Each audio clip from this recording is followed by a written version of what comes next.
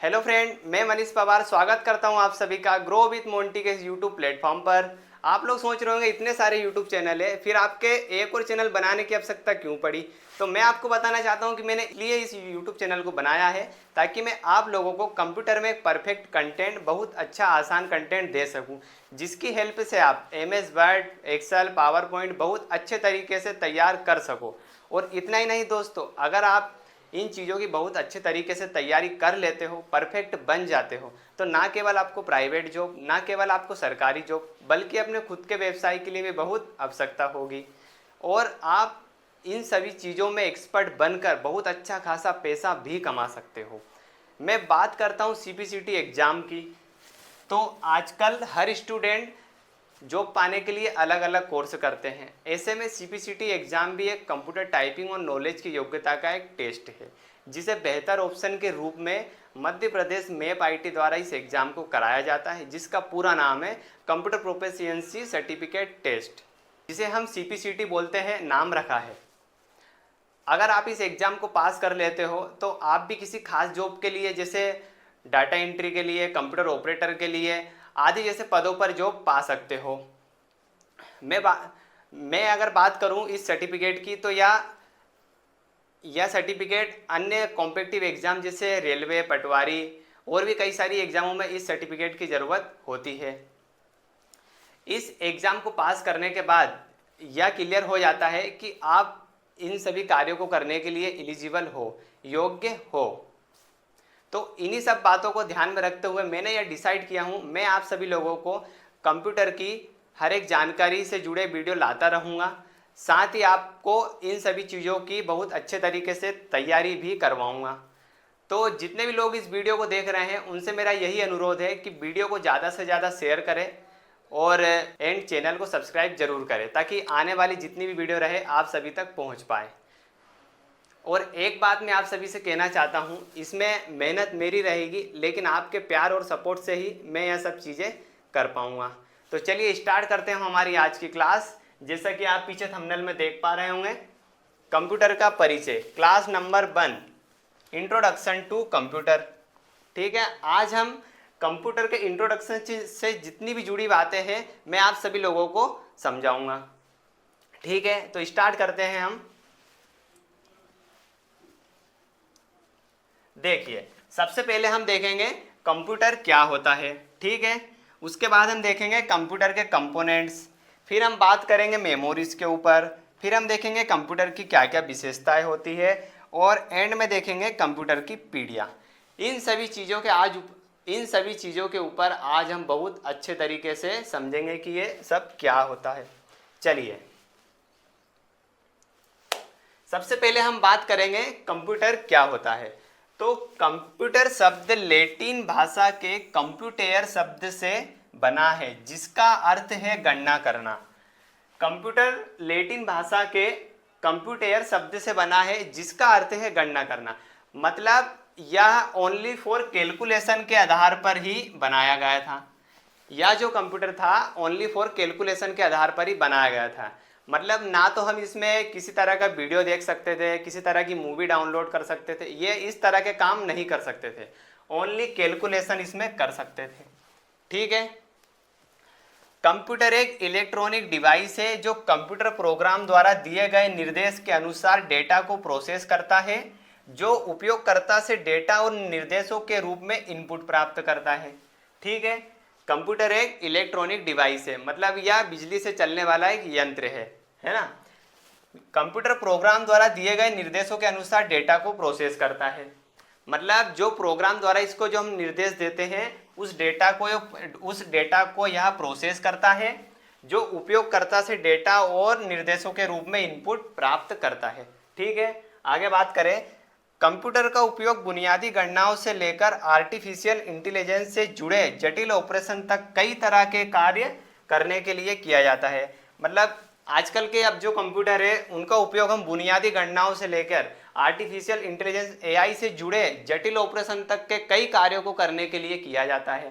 ठीक है, यहाँ तक आपको समझ आया होगा कंप्यूटर क्या होता है।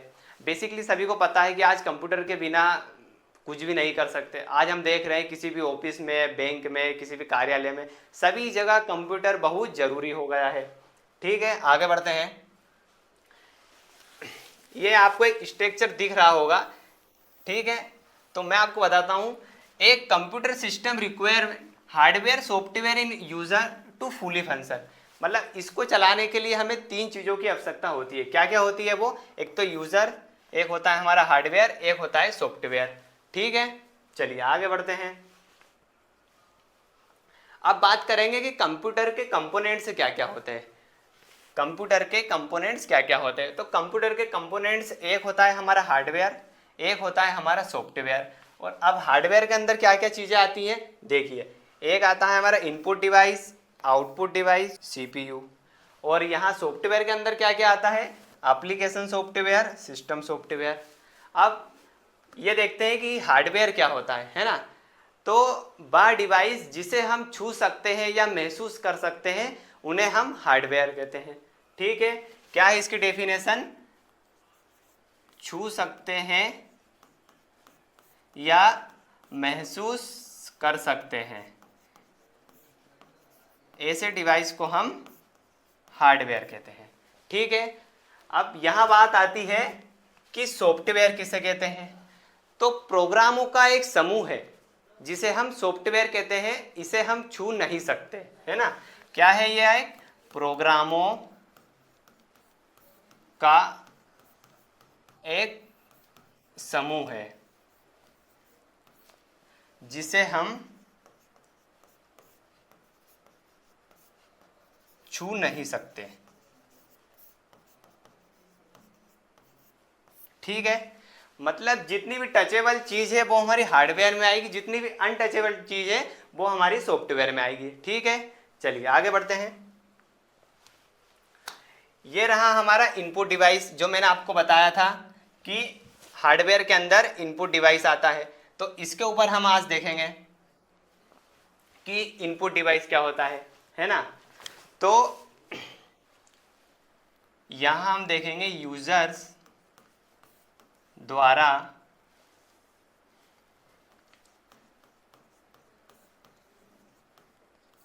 दिए गए निर्देशों को हम इनपुट डिवाइस कहते हैं, या कोई सूचना या डेटा हो सकता है। ठीक है, देखिए, यूजर द्वारा दिए गए निर्देशों को हम इनपुट डिवाइस कहते हैं, या सूचना या डेटा हो सकता है। अब इनपुट डिवाइस में क्या क्या होता है? एक होता है keyboard, scanner, track ball, MICR, touch pad, touch panel, joystick, barcode, mouse, OCR. ये सब क्या है? हमारे इनपुट डिवाइस है। ठीक है, चलिए आगे बढ़ते हैं। ये रहा हमारा आउटपुट डिवाइस। ठीक है, अब आउटपुट डिवाइस क्या होता है? तो प्रोसेस के दौरान क्या आएगा?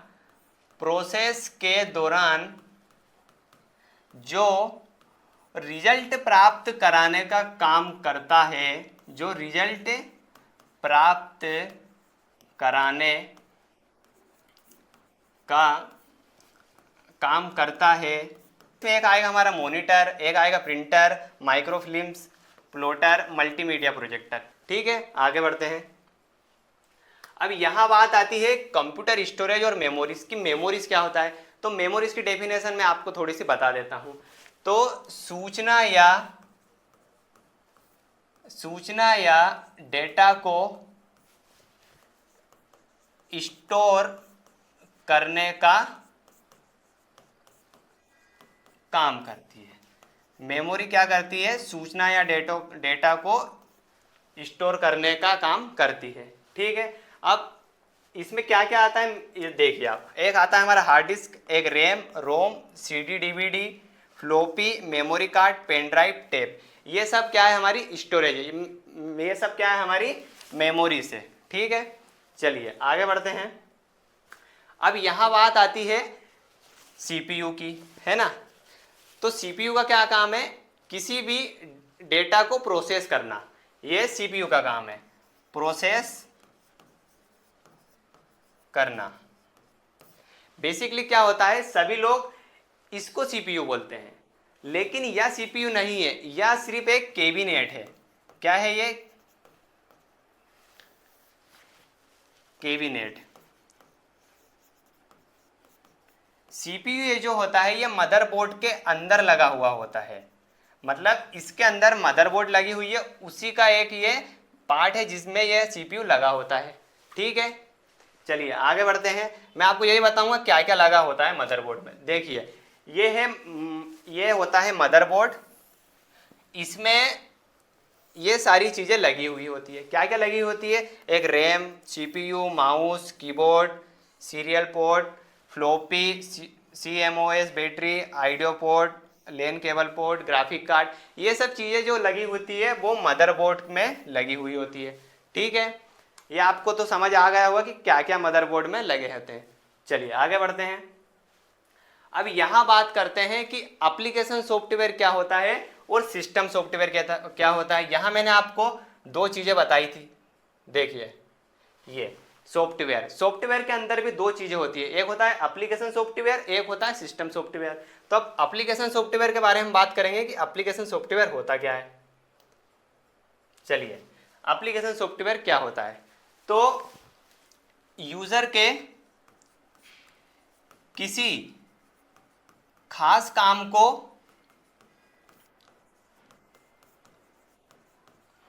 करने के लिए हम एप्लीकेशन सॉफ्टवेयर की मदद लेते हैं, मतलब हम अगर एमएस वर्ड में किसी डॉक्यूमेंट्स को तैयार कर रहे हैं तो यह एक हमारा एप्लीकेशन सॉफ्टवेयर के अंदर ही आएगा। ठीक है, अब एप्लीकेशन सॉफ्टवेयर में भी क्या क्या आता है देखिए, वर्ड, एक्सेल, है ना, फेसबुक, व्हाट्सएप, वीडियो, तो ये सब हमारे क्या होगा एप्लीकेशन सॉफ्टवेयर। अब बात आती है सिस्टम सॉफ्टवेयर की, क्या होता है, तो सिस्टम सॉफ्टवेयर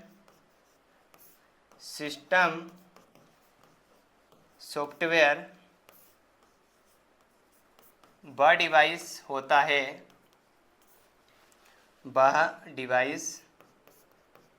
है जो कंप्यूटर को चलाने के लिए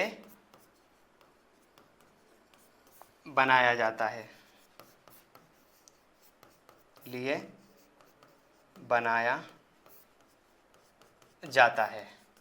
ठीक है, सिस्टम सॉफ्टवेयर वह डिवाइस है जो कंप्यूटर को चलाने के लिए बनाया जाता है, मतलब कंप्यूटर में जान फूंकने का काम करता है। यह हार्डवेयर और एप्लीकेशन को रन कराने में भी मदद करता है। ठीक है, ये आपको डेफिनेशन याद रख लेना है। चलिए आगे बढ़ते हैं। अब मैं आपको समझाता हूं कि ये जो पूरा कंप्यूटर होता है ये काम कैसे करता है ना। तो सबसे पहले हम देखेंगे इनपुट डिवाइस और प्रोसेस और आउटपुट। तो क्या होगा, मतलब यहाँ इनपुट डिवाइस आप मान लो माउस कीबोर्ड,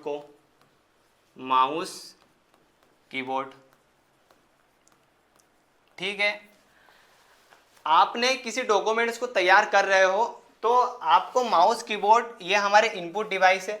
अब हम यहाँ से इनपुट देंगे इसको, तो यह इनपुट कहाँ प्रोसेस करेगा और प्रोसेस करने के बाद हमें आउटपुट देगा। ठीक है, आउटपुट देगा। अब यहाँ बात आती है, प्रोसेस को हम सीपीयू बोलते हैं। क्या बोलते हैं प्रोसेस को? सीपीयू, है ना। अब सीपीयू के भी तीन पार्ट्स होते हैं। क्या क्या होते हैं वो तीन पार्ट्स? देखिए सीपीयू के भी तीन पार्ट्स होते हैं। एक हमारा होता है एएलयू, एक होता है हमारा सीयू, एक होता है हमारा एमयू, है ना। अब एएलयू का काम क्या है? अगर इनपुट डिवाइस में हम कुछ सूचना या डेटा को डाल रहे हैं, है ना, तो अब वो डिपेंड करता है कि यूज़र ने किस हिसाब से डेटा को दिया है। अगर आपने लिखा कि 2 की मल्टीप्लाई 8। तो यह प्रोसेस किसको काम देगा? एलयू को। बोलेगा कि आपके लिए काम आया है, आप इस काम को करके दीजिए। तो इसका फुल फॉर्म होता है अर्थमेटिक लॉजिकल यूनिट। ठीक है, तो 2 की मल्टीप्लाई 8, यह हमें अर्थमेटिक लॉजिकल यूनिट में जाएगा और हमें रिजल्ट प्राप्त करके देगा। ठीक है, अब बात आती है कि सीयू का काम क्या है। तो सीयू का काम है किसी भी प्रोग्राम को नियंत्रण करना। ठीक है, मतलब जो भी हम सिग्नल दे रहे हैं उसको नियंत्रण करने का काम सीयू का रहता है। अब बात आती है एमयू की। तो एमयू का फुल फॉर्म होता है मेमोरी यूनिट।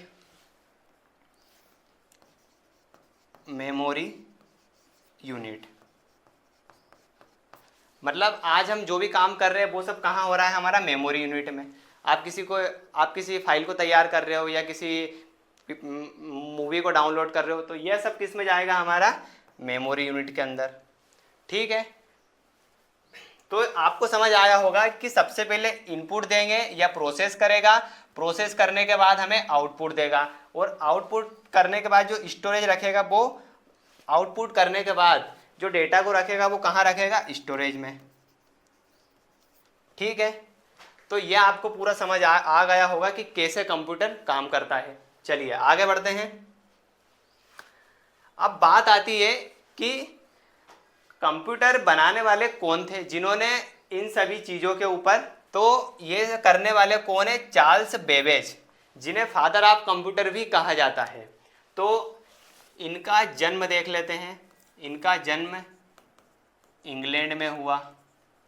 ठीक है, या दार्शनिक और गणितज्ञ भी है ना, और आविष्कारक भी है, और या मैथमेटिक्स में प्रोफेसर भी रह चुके हैं।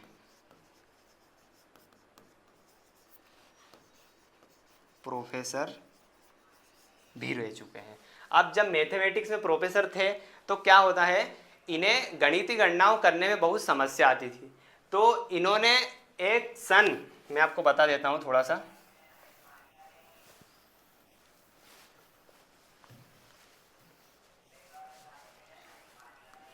इन्होंने 1822 में एक डिफरेंस इंजन का आविष्कार किया था।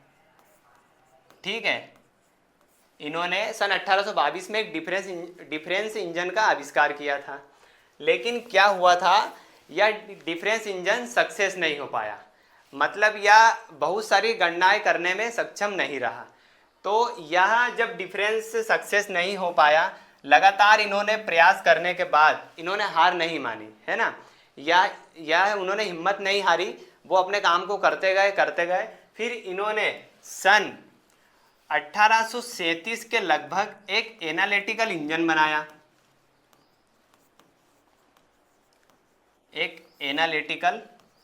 बनाया। तो यह इंजन फिर सक्सेस हो गया, मतलब इसमें गणनाएं बहुत ज़्यादा अंकों तक की होने लगी। फिर अब बात आती है कि एनालिटिकल इंजन तो बना दिया, लेकिन कोई तो होगा जिसने, अब अगर इनपुट दे रहे हैं, वही चीज़ आती है इनपुट, प्रोसेस, आउटपुट। तो जब इनपुट दे रहे हैं तो कोई तो होगा जिसने उस प्रोग्राम को इनपुट कराया होगा।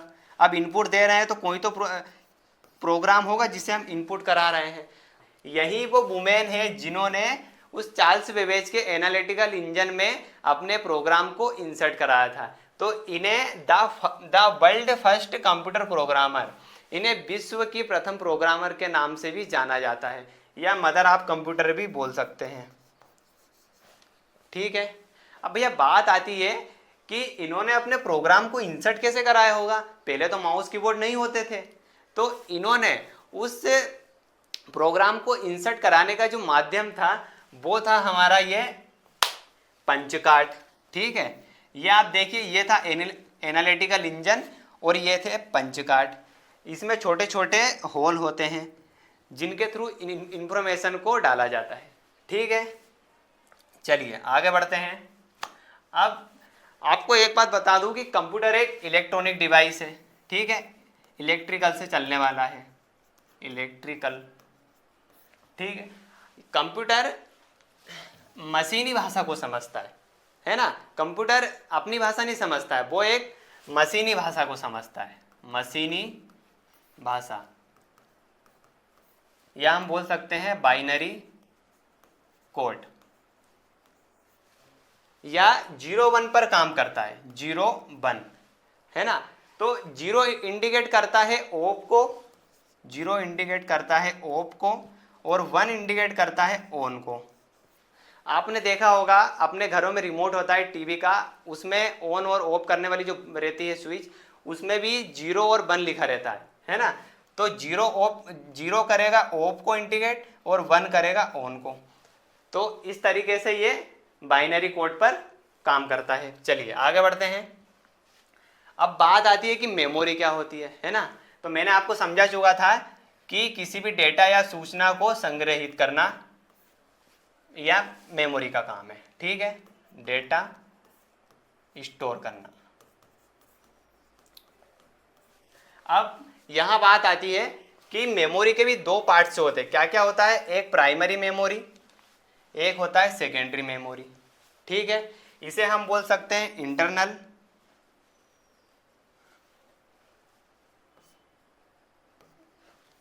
इसे हम बोल सकते हैं इंटरनल मेमोरी, और इसे हम बोल सकते हैं एक्सटर्नल।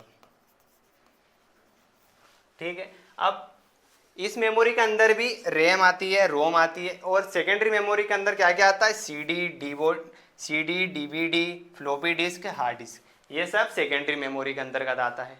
ठीक है, चलिए आगे बढ़ते हैं।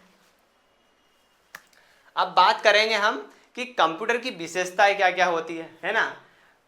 तो सबसे पहले देखेंगे हम गति। तो मतलब या इसकी जो गति होती है, गति या हर्ट्ज में मापी जाती है। ठीक है, या माइक्रो सेकंड की गति से काम करता है। ठीक है, अगला आता है मेमोरी।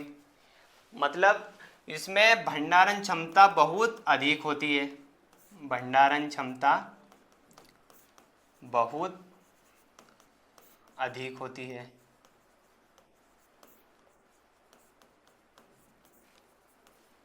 ठीक है, अगली बात आती है एक्यूरेसी। मतलब ये 100% एक्यूरेसी के साथ हमें यह काम करके देता है। मतलब इसके द्वारा जो भी काम किया गया है वो बहुत सटीकता के साथ काम किया है। ठीक है, नेक्स्ट आता है डिलाइंजेस, परिश्रमशीलता।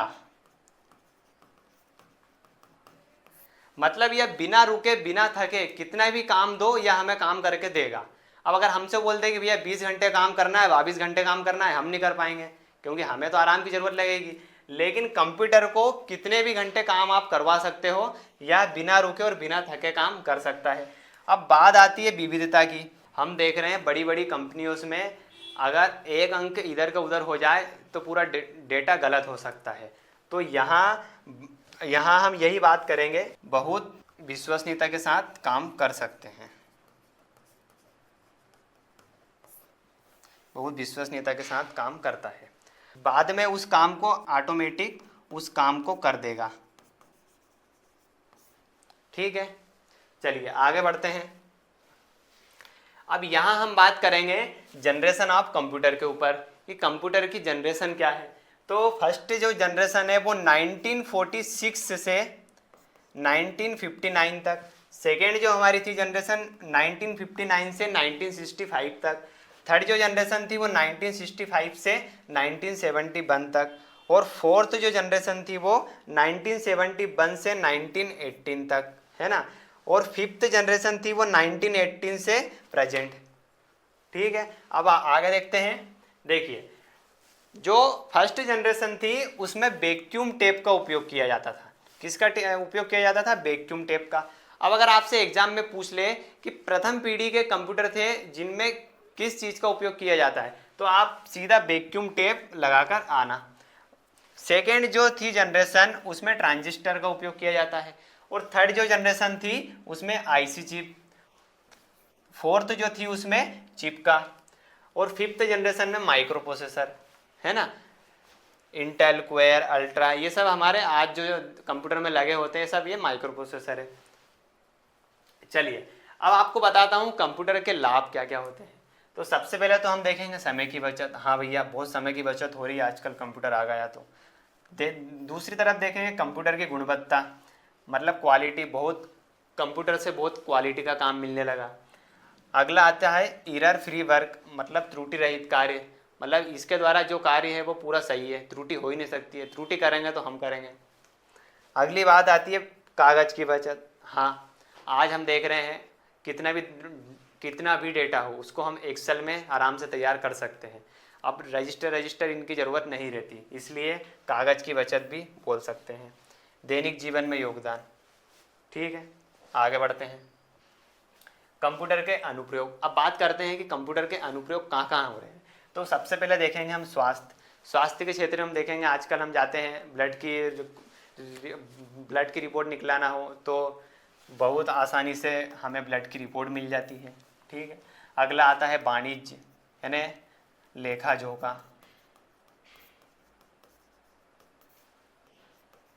ठीक है, अगला आता है ट्रांसपोर्ट।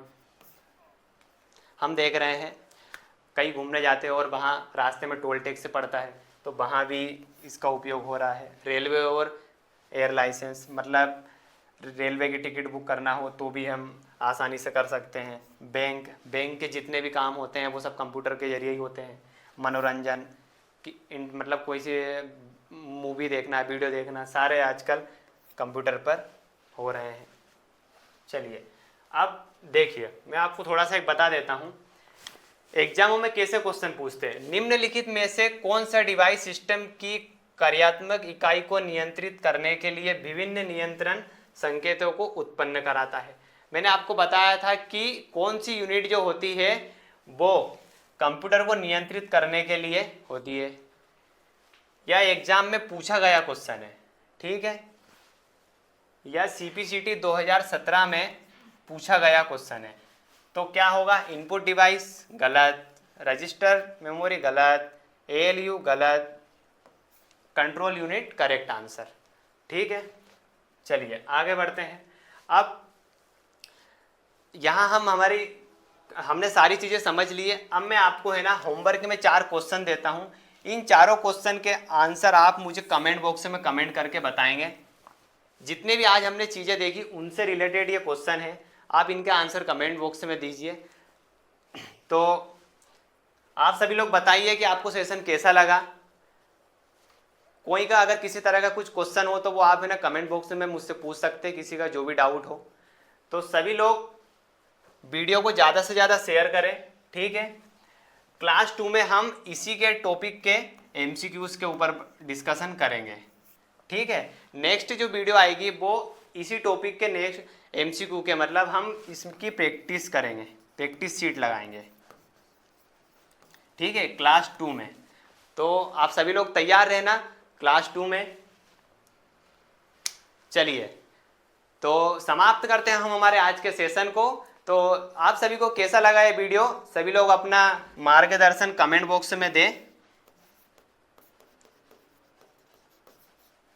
ठीक है, तो सभी लोग एक बार वीडियो को ज़्यादा से ज़्यादा शेयर करें अपने सारे दोस्तों तक जिन्हें इस वीडियो की ज़रूरत है, और चैनल को सब्सक्राइब करना ना भूलें। धन्यवाद।